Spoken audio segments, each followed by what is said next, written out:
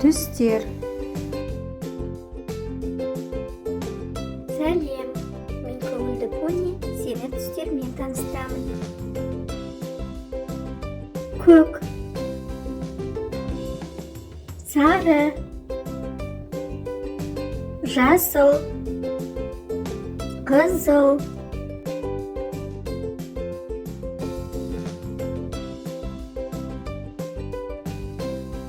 көк, күлгін, ашық жасыл, қызғылт,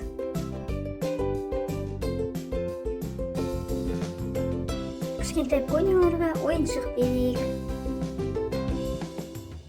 Қызыл, көк, сары, жасыл,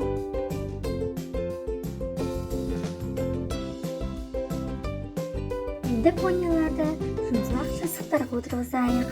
Қызыл, қызғылт, көгілдір, қоңыр,